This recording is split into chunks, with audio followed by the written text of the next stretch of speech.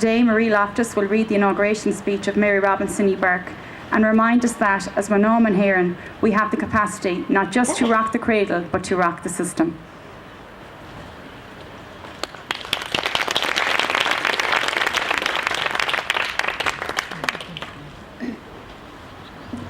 Inaugural speech given by Her Excellency Mary Robinson, President of Ireland, in Dublin Castle on Monday, December the 3rd, 1990. Citizens of Ireland, Manana Héireann, agus Fearna Héireann, you have chosen me to represent you, and I am humbled by and grateful for your trust. The Ireland I will be representing is a new Ireland, open, tolerant, inclusive. Many of you who voted for me did so without sharing all my views. This, I believe, is a significant signal of change, a sign, however modest, that we have already passed the threshold to a new pluralist Ireland.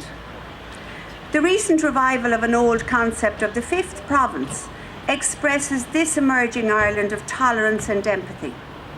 The old Irish term for province is coicéad, meaning a fifth, and yet, as everyone knows, there are only 4 geographical provinces on this island. So where is the fifth? The fifth province is not anywhere here or there, north or south, east or west. It is a place within each of us, that place that is open to the other, that swinging door which allows us to venture out and others to venture in. Ancient legends divided Ireland into 4 quarters and a middle, although they differed about the location of this middle or fifth province. While Tara was the political centre of Ireland, tradition has it that this fifth province acted as a second centre, a necessary balance. If I am a symbol of anything, I would like to be a symbol of this reconciling and healing fifth province. My primary role as president will be to represent this state. But the state is not the only model of community with which Irish people can and do identify. Beyond our state, there is a vast community of Irish immigrants, extending not only across our neighbouring island, which has provided a home away from home for several Irish generations, but also throughout the continents of North America, Australia, and of course, Europe itself. There are over 70 million people living on this globe who claim Irish descent. I will be proud to represent them. And I would like to see Áras an Uachtaráin, my official residence, serve on something of an annual basis as a place where our emigrant communities could send representatives for a get-together of the extended Irish family abroad. There is another level of community which I will represent. Not just the national, not just the global, but the local community. Within our state, there are a growing number of local and regional communities determined to express their own creativity, identity, heritage, and initiative in new and exciting ways. In my travels around Ireland, I have found local communities groups thriving on a new sense of self-confidence and self-empowerment. Whether it was groups concerned with adult education, employment, initiative, women's support, local history and heritage, environmental concern or community culture, one of the most enriching discoveries was to witness the extent of this local empowerment at work. As a president, I will seek to the best of my abilities to promote this growing sense of local participatory democracy, this emerging movement of self-development and self-expression, which is surfacing more and more at grassroots level. This is the face of modern Ireland. The best way we can contribute to a new integrated Europe of the 1990s is by having a confident sense of our Irishness.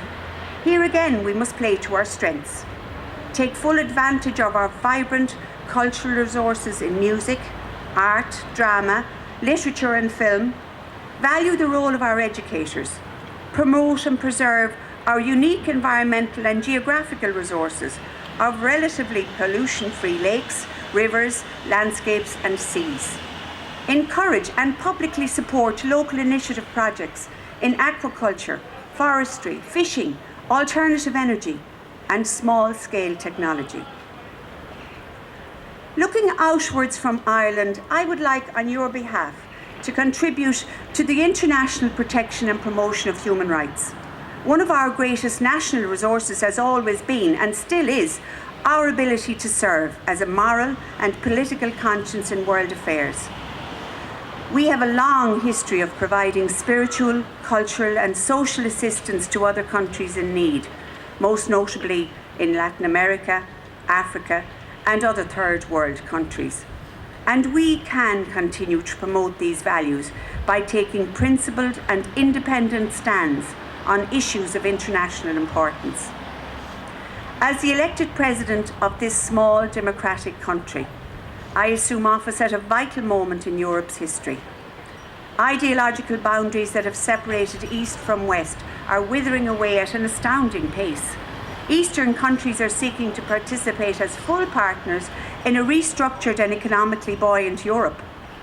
The stage is set for a new common European home based on respect for human rights, pluralism, tolerance, and openness to new ideas. The European Convention on Human Rights, one of the finest achievements of the Council of Europe, is asserting itself as the natural constitution for the new Europe. These developments have created one of the major challenges for the 1990s.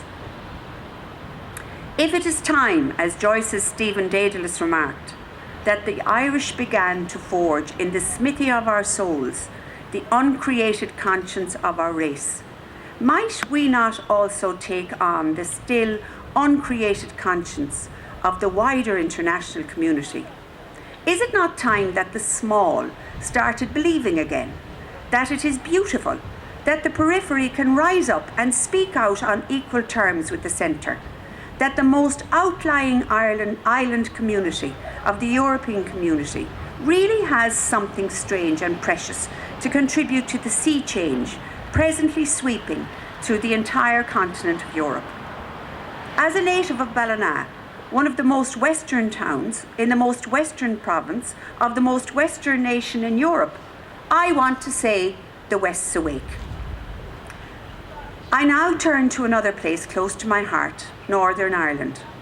As the elected choice of the people of this part of our island, I want to extend the hand of friendship and of love to both communities in the other part. And I want to do this with no hidden agenda, no strings attached.